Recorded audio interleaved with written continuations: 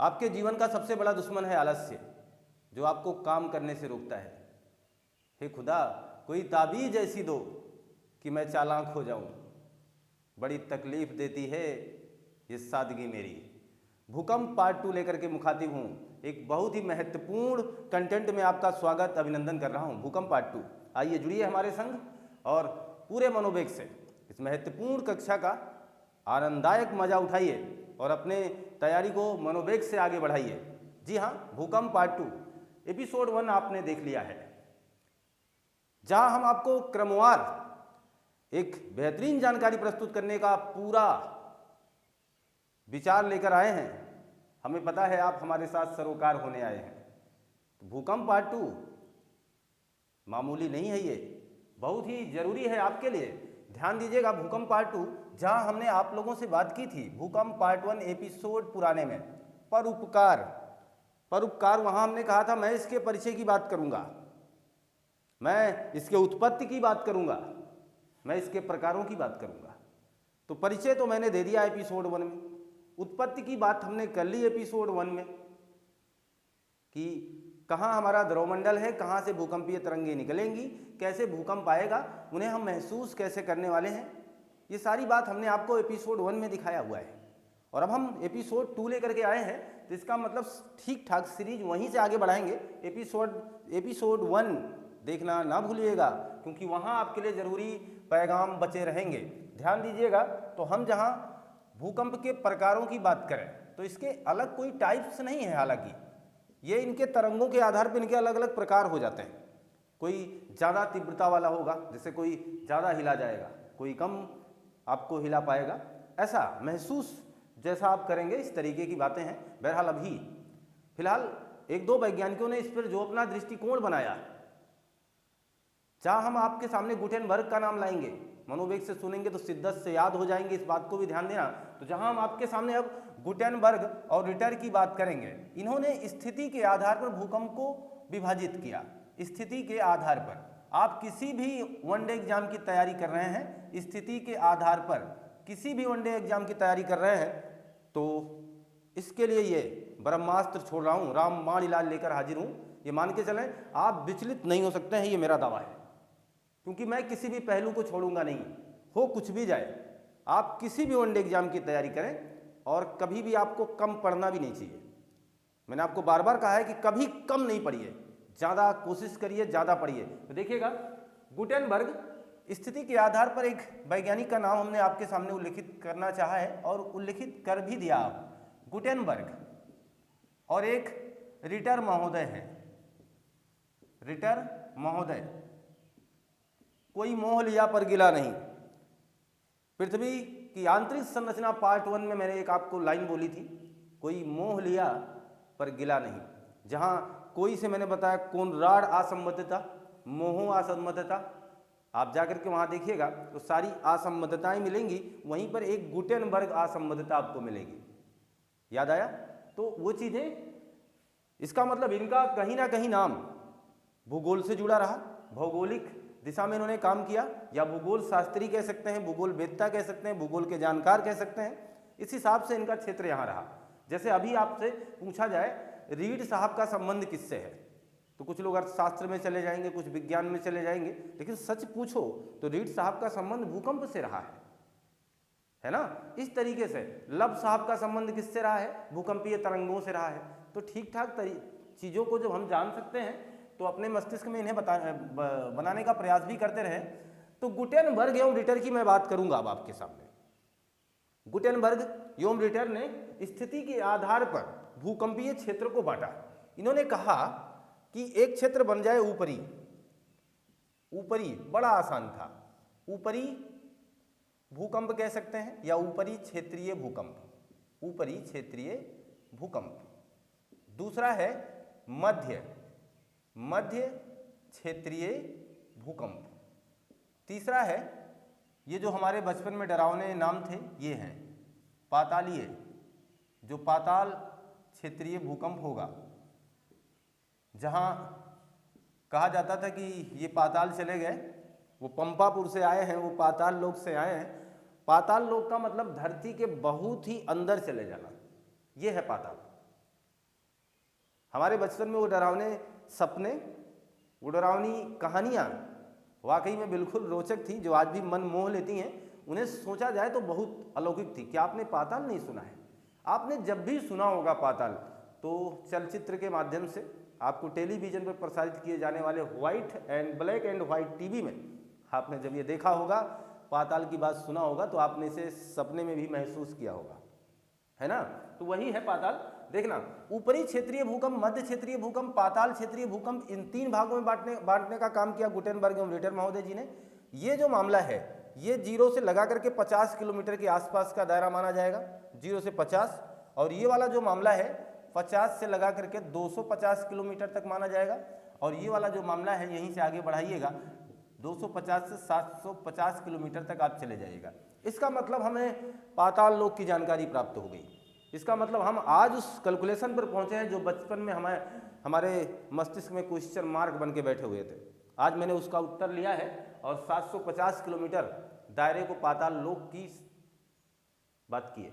यहाँ भूकंप के अलग अलग जोन हैं, अलग अलग तरीके से हमारी स्थिति के आधार गुटेनबर्ग महोदय ने बांटने का काम किया। ये वो गुटेनबर्ग नहीं है जिन्होंने प्रिंटिंग प्रेस का आविष्कार किया है। ध्यान देना, दोनों अलग अलग हैं, लेकिन उनका भी नाम गुटेनबर्ग ही है। प्रिंटिंग प्रेस का आविष्कार करने वाले भी कौन थे? गुटेनबर्ग। तो हम जहां प्रकारों की बात कर रहे हैं, ये अलग बातें हो गई।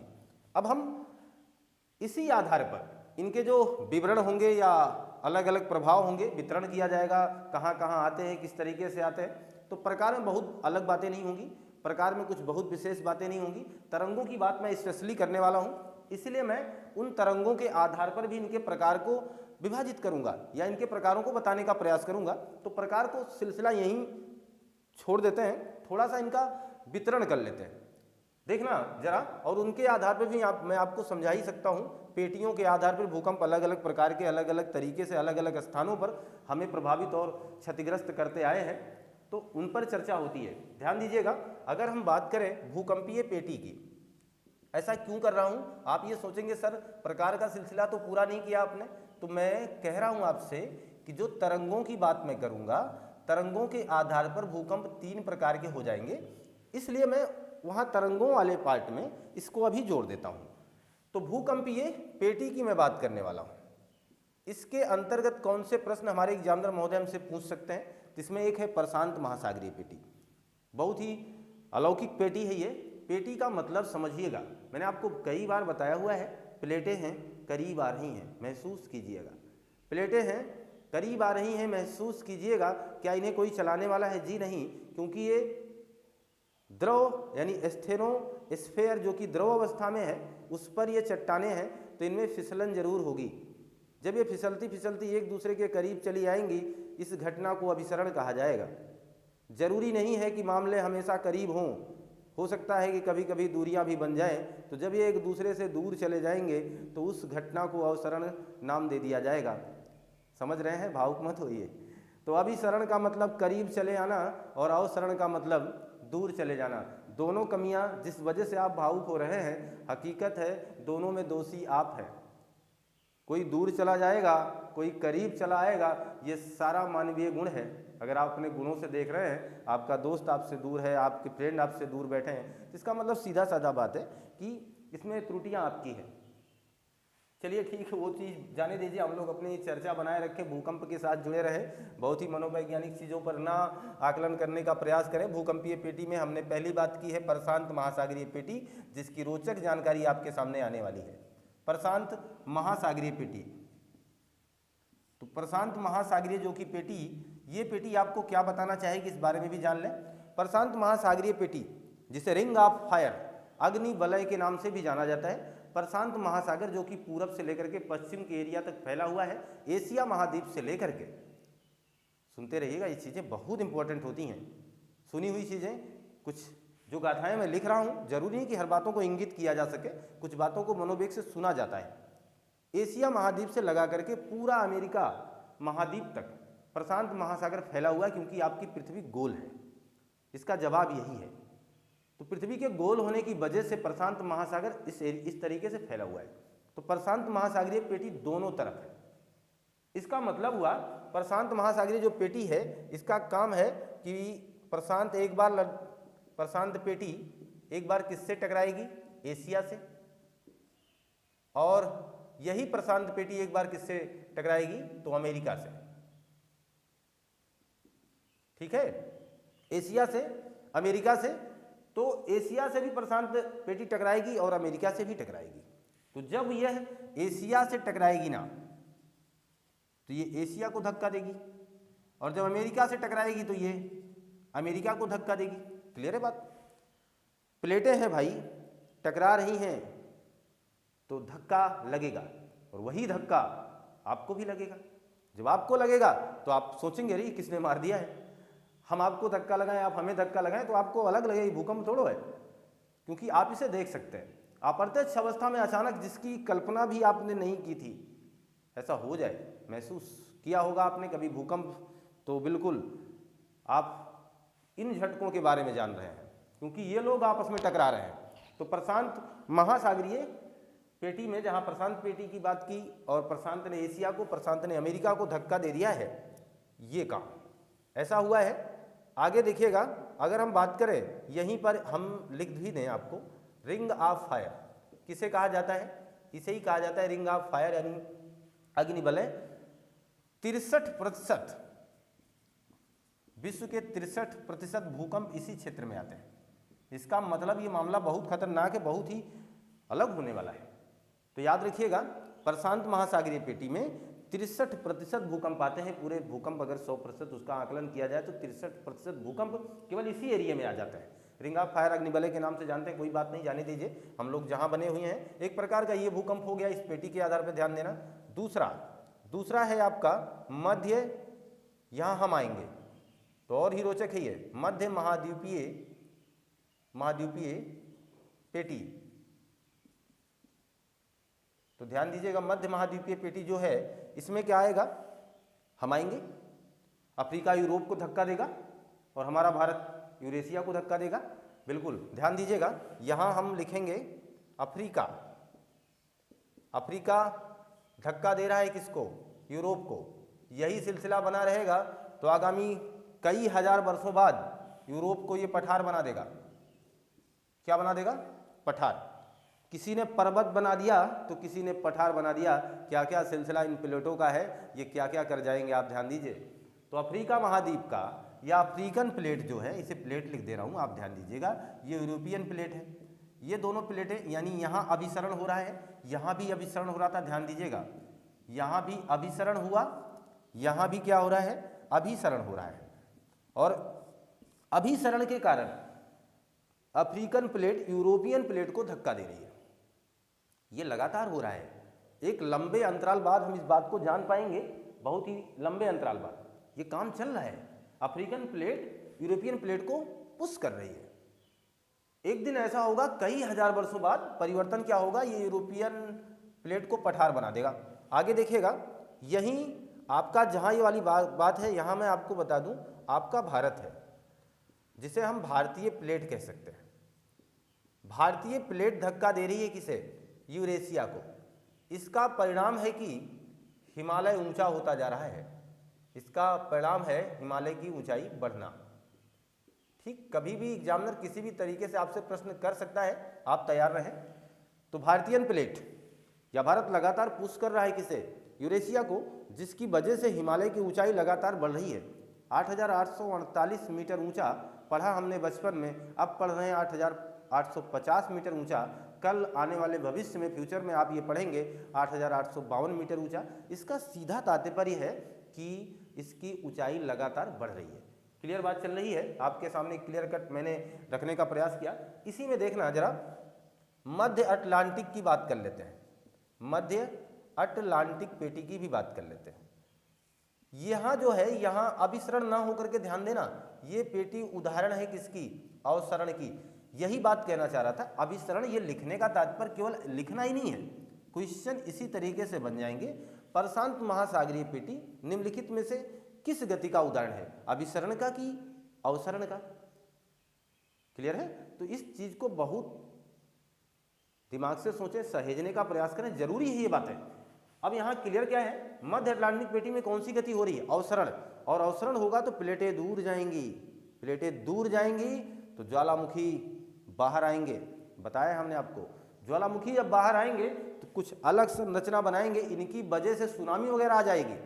जब ये जल में आ रहे हैं, ध्यान देना, अटलांटिक का मतलब ये मान के चलिए आपका अटलांटिक महासागर है, तो इसके बीचों बीच से ये गुजर रहा है ये पेटी। यहाँ पर हुआ क्या अवसरण, यहाँ आप देखेंगे तो यहाँ ऊंचे ऊंचे पर्वत बन जाएंगे। पर्वत का मतलब जो जल के अंदर डूबे हैं उन्हें कटक कहा जाता है। एक ऐसी संरचना जो जलाशय में डूबी हुई है वो कटक कहलाएगी। तो मध्य अटलांटिक पेटी ने विश्व का यानी दुनिया का सबसे बड़ा क्या बना दिया है, कटक। दुनिया का सबसे बड़ा कटक, जिसका नाम है मध्य अटलांटिक कटक। इसकी रचना हो गई है इसी की वजह से। क्लियर है। तो ये जो पेटियां हैं ये आपके एग्जाम में पूछी गई हैं, कई बार आप भी इसके लिए तैयार रहे। एक दो छोटे प्लेट है, मैं उनकी भी बात कर लेता हूँ। फ्यूका है, ये फ्यूका प्लेट कहाँ है और कोकास प्लेट कहाँ है, पूछा गया है एग्जाम में, तो मैं इसकी भी चर्चा कर दे रहा हूँ, आप याद रखेंगे। कोकास और फ्यूका, ये जो प्लेट है ये आपको मिलेगी यूएसए में, और ये कोकास आपको भी मिल जाएगा मैक्सिको। ये दोनों पश्चिम में मिलेंगे। आप फिगर देखिएगा, यूएसए यानी अमेरिका के पश्चिम में फ्यूका प्लेट मिलेगी और मैक्सिको के पश्चिम में कोकास प्लेट मिलेगी। ये जो प्लेटें हैं इनकी वजह से भी अमेरिका का दिल हिल जाता है, ये भी कभी कभी झटके महसूस करते रहते हैं। इन प्लेटों की वजह से ये इन्हें हमेशा धक्का देते रहते हैं। तो ये फ्यूका, ये छोटी प्लेटें हैं, इनकी अलग चर्चा मैंने कर दिया। फ्यूका हो गया, कोकास हो गया। बर्मा प्लेट आपको मिल जाएगी म्यांमार के आसपास। सुंडा प्लेट मिल जाएगी अंडमान दक्षिण चीन सागर के आसपास। तो ये चीज़ें बहुत ही जरूरी है, इनको कभी कभार ये पूछे गए, मैंने इसको लिखने का प्रयास कर दिया है। आप चाहे तो लिख सकते हैं, ऐसी बात नहीं है। यहाँ पर सुंडा में लिख देता हूँ, सुंडा है, सुंडा प्लेट ये कहाँ मिलेगी, दक्षिण चीन सागर के आसपास। एक है नजका प्लेट, ये कहाँ मिलेगी, नजका प्लेट आपका मिल जाएगा पेरू के आसपास। बर्मा प्लेट कहाँ मिलेगी, बर्मा प्लेट ये कहाँ मिलेगी, म्यांमार के पास। क्लियर है ना। तो ये जरूरी प्लेटें हैं। फिलीपींस प्लेट कहाँ मिलेगी, तो फिलीपींस के पास। तो जो नाम से ही संबंधित उन्हें बताने में कोई दिक्कत नहीं होगी। ये थोड़े से नाम हट करके हैं जिन्हें सोचना पड़ेगा हमें। फ्यूका यूएसए के पास है, कोकास मैक्सिको के पास है, सुंडा प्लेट दक्षिण चीन सागर के पास है, नजका कहाँ है, पेरू के। तो थोड़े से नाम इनके देश से बिल्कुल अलग हैं, लेकिन जब फिलीपींस प्लेट की बात आएगी तो बताना आसान है। बर्मा प्लेट की बात आई तो म्यांमार को ही बर्मा, तो इसका मतलब ये हुआ वो भी नाम बताना आसान हुआ। तो चीज़ों को आप समझ चुके हैं। मैं मान के चलूँ ये सारी बातें आपके जहन में मैं प्रोवाइड करा चुका हूँ। आप इसका स्क्रीनशॉट लीजिए, कि मान चलें कि आपने स्क्रीनशॉट ले लिया है। बने रहिए हमारे साथ, जुड़े रहिए हमारे साथ। अब हम बात करेंगे भूकंप के अन्य आयामों की, अन्य महत्वपूर्ण जानकारियों को अब हासिल करने वाले हैं, जहां से सर्वाधिक प्रश्न आए एग्जाम में आज तक। आप अगर किसी, अब आपको लेवल क्या बताना, आपको पता ही लेवल एग्जामों के कैसे होते हैं। तो अगर आप कम लेवल की तैयारी कर रहे हैं तो यहाँ से प्रश्न आएंगे। थोड़ा सा हाइयर लेवल की तैयारी कर रहे हैं तो सारी चीज़ें महत्वपूर्ण हैं। मैंने आपसे कहा किसी भी वनडे एग्जाम की तैयारी करो तो ये बेहतरीन चल रहे हैं। आगे देखिएगा, हम बात करेंगे अब तरंगों की। जो भूकंपीय तरंग हैं, वाकई में इनके आधार पर भूकंप के प्रकार को भी आप जान सकते हैं। कहीं भी आपको डिफिनेशन लिखना है, कहीं आपको भूकंप के बारे में बहुत बड़ा सार लिखना है तो आप कर सकते हैं ऐसा। तरंग की बात करें हम, ये जो तरंग है वाकई में भूकंपीय तरंग को सबसे पहले दो भागों में बांटा गया। दो भागों का मतलब ये हुआ, एक तरंग है जिसे हम कहेंगे भूगर्भीय तरंग, भूगर्भीय तरंग, इसे ही हम कहेंगे काय तरंग। सारे नाम बताऊंगा जिनकी जानकारी आपको हो सकती है पहली बार मिल रही हो। भूगर्भीय तरंग और काय तरंग, और दूसरी बात करेंगे हम धरातलीय तरंग, धरातलीय तरंग। ये बहुत ही बेहतरीन फिगर आपके सामने आने वाला है, बहुत ही अलग से। तो धरातलीय तरंग की बात कर रहे हैं, जिसे हम अप्रत्यक्ष तरंग भी कहते हैं। अप्रत्यक्ष तरंग, ये जो तरंग है आप इसे प्रत्यक्ष कह सकते हैं, प्रत्यक्ष तरंग। ठीक है।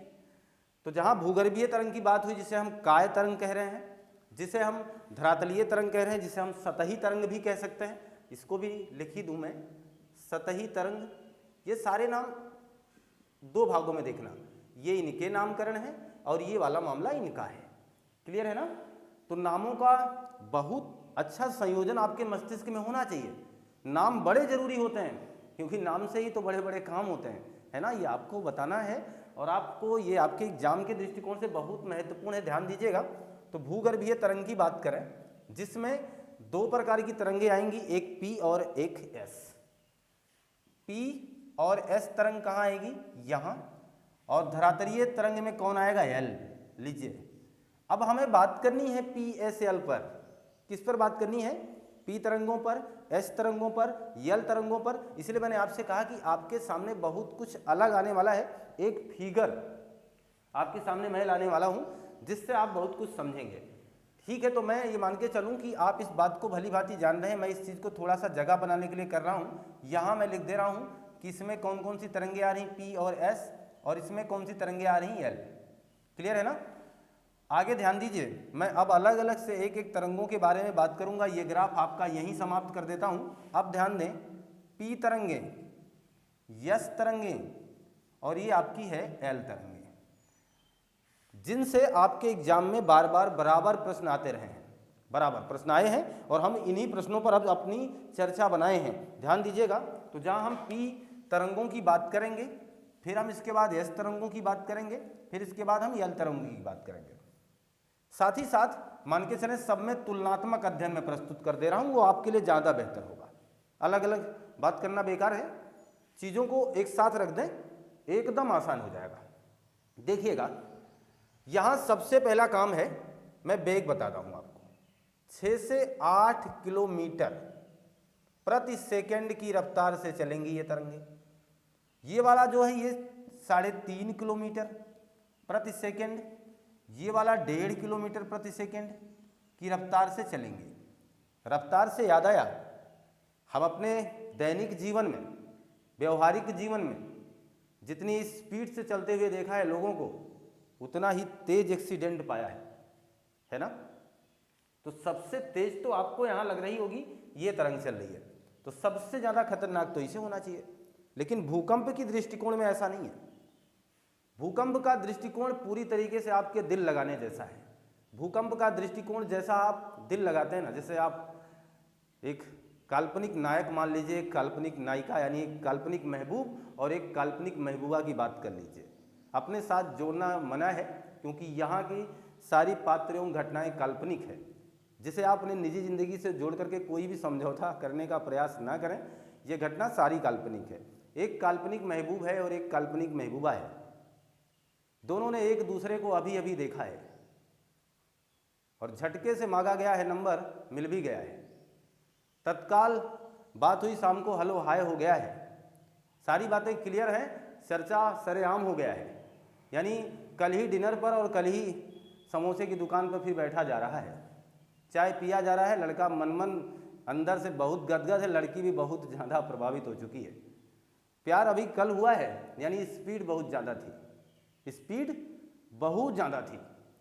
अब जरा ध्यान देना, अभी मोहब्बत कल ही हुई है, यानी बहुत ही तेज़ी से स्पीड हुई, आज ही मुलाकात हो गई है, बैठ करके चाय पिया जा रहा है। और मंडे को उस लड़के ने, यानी उस काल्पनिक महबूब ने अपनी काल्पनिक महबूबा को किसी दूसरे महबूब की बाइक पर बैठा हुआ देख लेता है, और वह भी वही प्रक्रिया दोहरा रहा होता है कि वह भी उसे चाट और फुल्की खिला रहा होता है। तो दिल तो टूटेगा, टूटेगा ना दिल। और जब ये दिल टूटेगा तो बहुत दर्द नहीं होगा। कहो क्यों? क्योंकि अभी कल की ही तो बात थी, आज ही समापन हो गया। अब जरा ध्यान दीजिए, दूसरी बात मैं अगर करूं कि ये मोहब्बत पुरानी हो, ये आशिकी पुरानी हो, लंबा समय लग जाए, आप उसके कोचिंग का चक्कर काट रहे हों, आप उसके आसपास भटक रहे हों, उसके गली में दौड़ रहे हों, कई बरसों से लगातार 3-4 साल से ऐसा आप कर रहे हैं।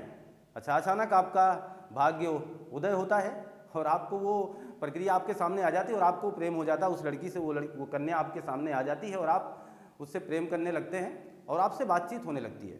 सालों गुजर जाते हैं मुलाकात के लिए, बात करते करते आप थक जाते हैं, सालों गुजर जाते हैं, क्योंकि स्पीड धीमी है। इस प्यार की स्पीड क्या है? धीमी है। इस प्यार की तो बहुत तेज थी स्पीड, हेलो हाय नंबर मिला, सब कुछ हुआ फट से, लेकिन यहाँ स्पीड बहुत धीमी है। अब जरा ध्यान देना, 4 साल की कठिन परिश्रम के बाद वो महबूब हमारे पास आती है, मिलती है, मुलाकात होती है, और इसके बाद आने वाले सोमवार को वो किसी दूसरे के साथ फरार होती है। अब सोचो जरा, जिसके पीछे बरसों गंवाए हो, अब सोचो जरा क्या पाए हो। जिसके पीछे बरसों तक आप भागते रहे, दौड़ते रहे, करते रहे, अब आपका दिल जो टूटा है ना, ये सबसे ज़्यादा दर्दनाक होगा।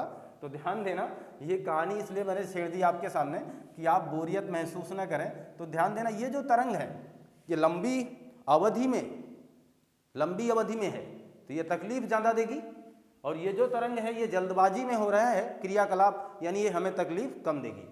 तो यहाँ देखना, क्षति जो होगा यानी क्षति कम होगी, कोई दिक्कत नहीं। यहाँ जो क्षति होगी, ये तो मामला औसत का है यार। ये औसत का मतलब कि ना ज़्यादा टाइम लिया है, ना कम समय में हुआ है, मीडियम में है। ये बेचारा हमेशा परेशान रहेगा। औसत वाले लोग ज़्यादा ही मारे जाते हैं, है ना।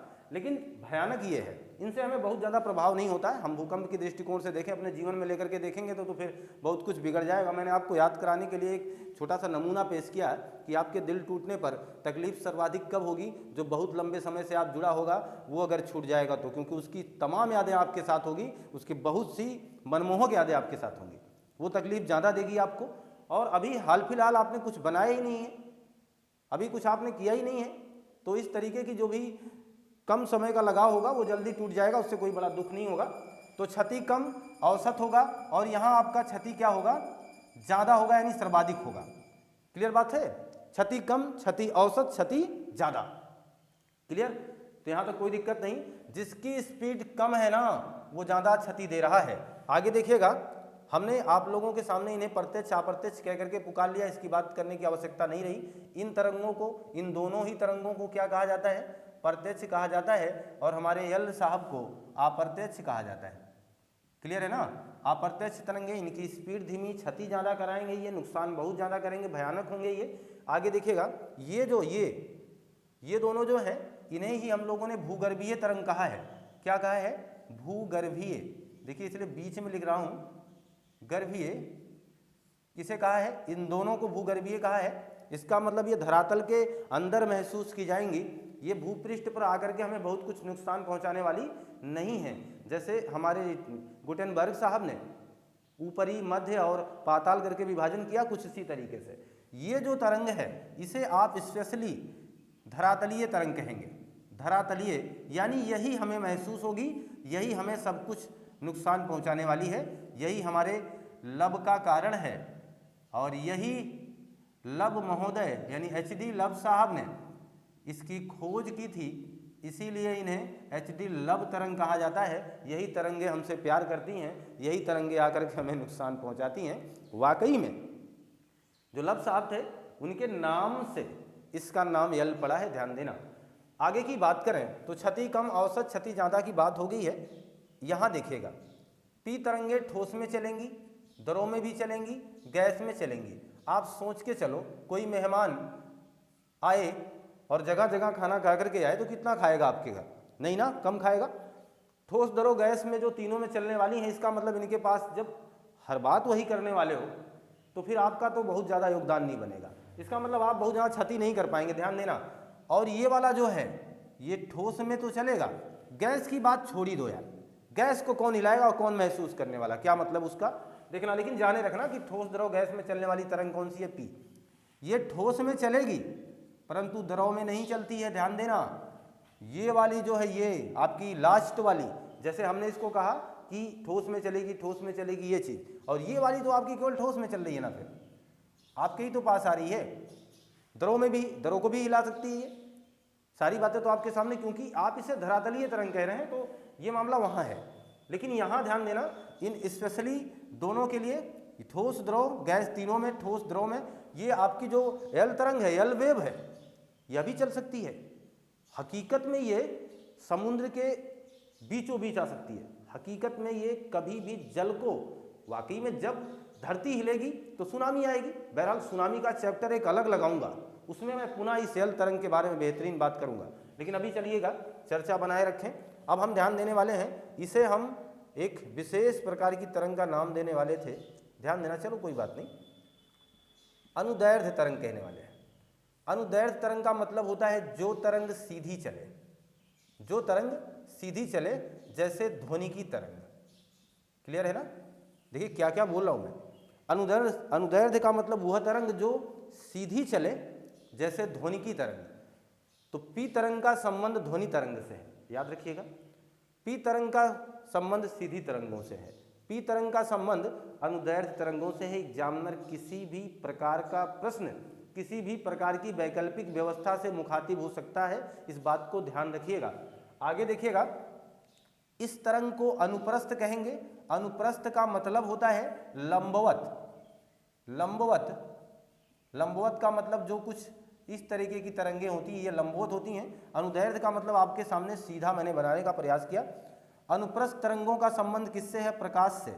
अब क्लियर बात मान के चलें, सारे प्रश्न आपके सामने आपके स्क्रीन पर आ चुके हैं। यश का संबंध अनुप्रस्थ से है, यश का संबंध प्रकाशीय तरंग से है, जैसे इनका संबंध अभी हमने आपके सामने उल्लेखित किया है। ठीक आपकी जो यल तरंग है, यह भी कैसी तरंग है? अनुप्रस्थ है, याद रखिएगा भाई। यह भी कैसी तरंग है? अनुप्रस्थ तरंग है, अनुप्रस्थ। क्लियर है ना? तो ये अनुप्रस्थ तरंग है, ये अनुप्रस्थ लंबवत प्रकाश है। क्लियर है? यहाँ तक की बातें आपके सामने आ चुकी हैं। मैं इसे देखना, जैसे इसे प्राथमिक तरंग कह सकता हूँ। प्राथमिक, तो आपके सामने अब तुरंत इमेज बन गया होगा मस्तिष्क में कि सर इसे द्वितीयक भी कह सकते हैं। अब इसे तृतीयक कह लो, कोई दिक्कत नहीं है। प्राथमिक, द्वितीयक, तृतीयक, बहुत ज़्यादा चर्चा करने की आवश्यकता क्या है। तो प्राथमिक तरंग होगी, द्वितीयक तरंग होगी, ये सारी बातें आपके सामने मैं क्लियर कर रखा हूँ। अब जरा ध्यान दें, अभी भी बहुत ही महत्वपूर्ण जानकारियाँ आनी शेष है। पूछा जाता है पी तरंग की आवृत्ति कितनी होती है, ज़्यादा होती है, कम होती है? तो आवृत्ति का मतलब समझना, पी तरंगें कुछ ऐसे ज़्यादा समीप होंगी, ऐसे ऐसे। ठीक, अभी देखना।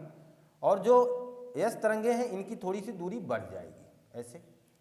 और जो एल तरंगे हैं, ये इस तरीके से हो जाएंगी। लीजिए, ये फिगर आपको बता देगा।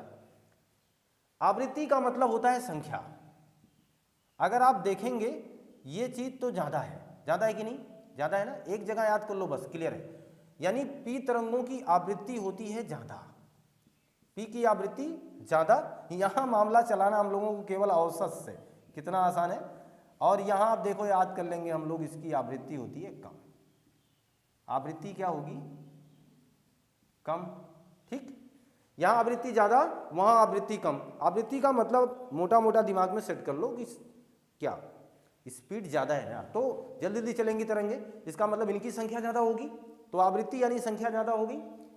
इनकी संख्या औसत है क्योंकि इनकी स्पीड औसत है।